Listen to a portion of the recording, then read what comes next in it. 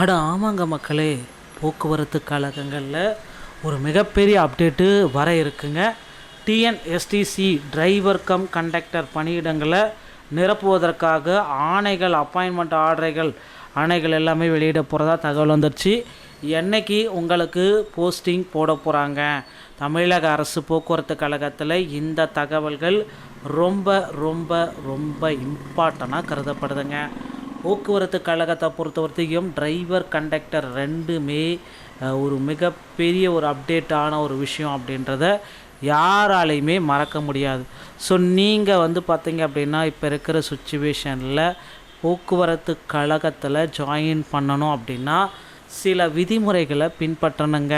வரக்கூடிய 2026 போக்குவரத்து கழகத்தில் டிரைவர் கண்டக்டர் அதிக அளவில் எடுப்பாங்க அப்படின்றத குறிப்பிட்டே சொல்லிட்டார். ஸோ போக்குவரத்து கழகத்தை பொறுத்தவரை இனி வரும் காலங்களில் அதிகளவு காலி பணியிடங்கள் இருக்கும் அப்படின்றத நிச்சயமாக எதிர்பார்க்கலாம்.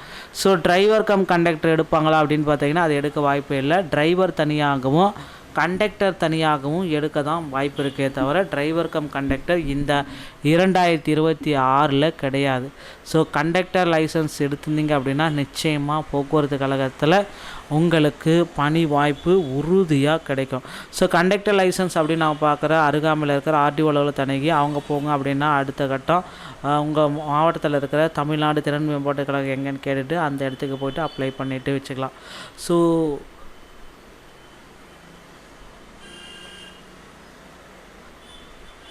தமிழ்நாடு போக்குவரத்து கழகத்துடைய ஒரு மிகப்பெரிய அப்டேட் அதுதாங்க. ஸோ இனி வரும் காலங்களில் டிரைவர் ஒரு 8000 பேரும், கண்டக்டர் ஒரு 6000 பேரும், மொத்தம் 14000 பேர் பார்த்திங்கன்னா எடுக்க போகிறதா தகவல் வந்திருக்கு. ஸோ நீங்கள் போக்குவரத்து கழகத்தில் ஜாயின் பண்ணோம் அருகாமையில் இருக்கிற டிரைவிங் லைசன்ஸ் போய்ட்டு டிரைவிங் லைசன்ஸ் மற்றும் கண்டக்டர் லைசன்ஸை எடுத்து வைத்துக் கொள்ளுங்கள். ஸோ கண்டிப்பாக அடுத்தடுத்து இந்த நடந்து முடிந்த போக்குவரத்து கழகத்தில் 2025 டிசிசி பணி நியமன ஆணைகள் ஏன் இன்னும் வழங்கலை அப்படின்ற ஒரு குழப்பத்தோடு இருக்காங்க.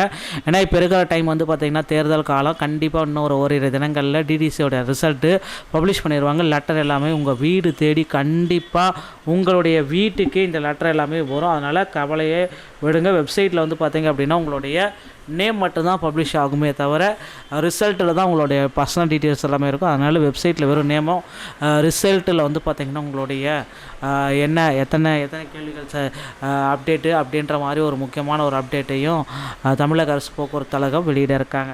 ஸோ நீங்கள் போக்குவரத்து கழகத்தில் இந்த டைம் ஜாயின் பண்ண மறந்துடாதீங்க. இந்த ஒரு வீடியோ உங்களுக்கு ரொம்ப ரொம்ப பயனுள்ளதாக நான் பண்ணியிருக்கேன் அப்படின்னு நினைக்கிறேன். ஸோ நண்பர்களே, போக்குவரத்து கழகத்தை பொறுத்தவரைக்கும் இப்போ இருக்கிற சுச்சுவேஷன் கண்டிப்பாக பேட் சுச்சுவேஷன்.